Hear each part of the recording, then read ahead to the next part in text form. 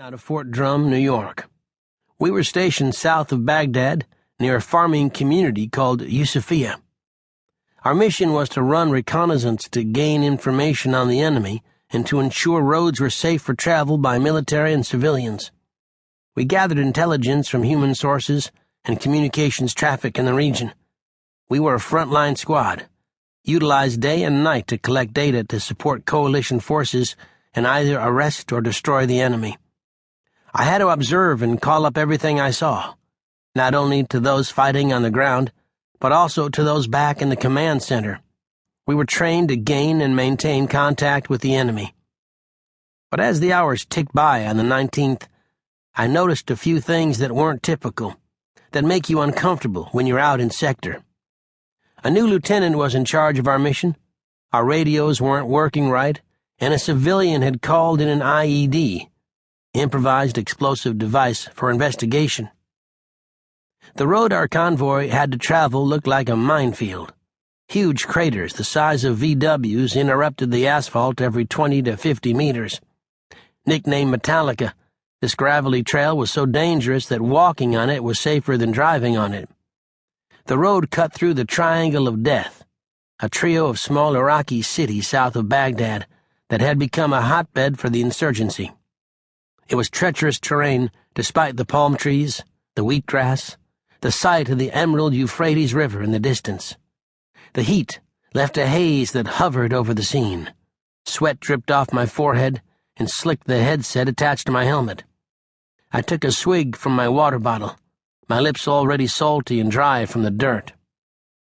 We usually did a foot patrol, but this particular day we didn't have that luxury. There wasn't time. Our orders were to locate the IED and secure it for the Explosive Ordnance Disposal, EOD, team. Our Humvee was the third in a convoy of 4. There were 5 of us, my driver, gunner, 2 dismount soldiers including the medic, and myself. We were a team, but we hadn't been together for long.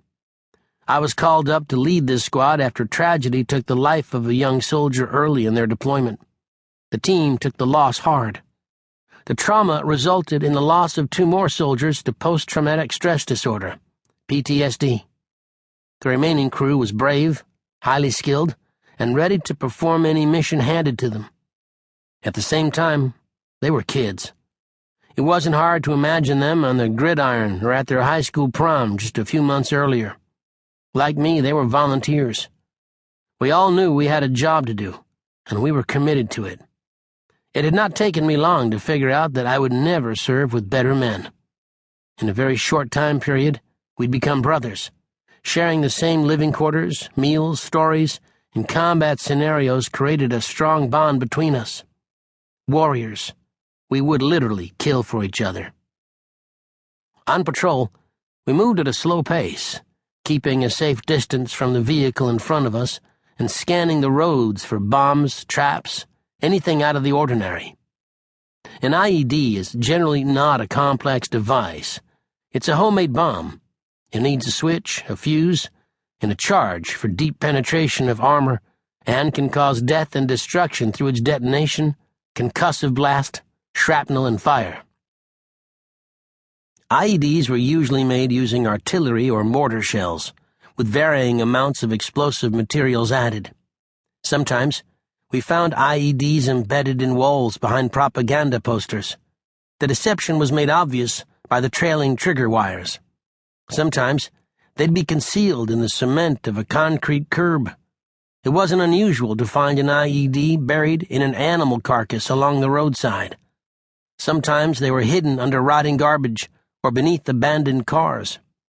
Traveling under bridges or overpasses, we watched overhead for grenades or explosives, which were commonly dropped on our convoys. The enemy could watch from a distance, then detonate the trap as we drove by. By simply burying the explosives in the dirt, the enemy could implant a bigger bomb that was not readily detected without intelligence. Underground, these explosives were easily daisy-chained together, so one initiator could destroy an entire line of vehicles or interrupt and destroy a convoy. Wherever it was hidden, an IED could be ignited with something as innocuous as a cell phone. In this particular instance, our intelligence sources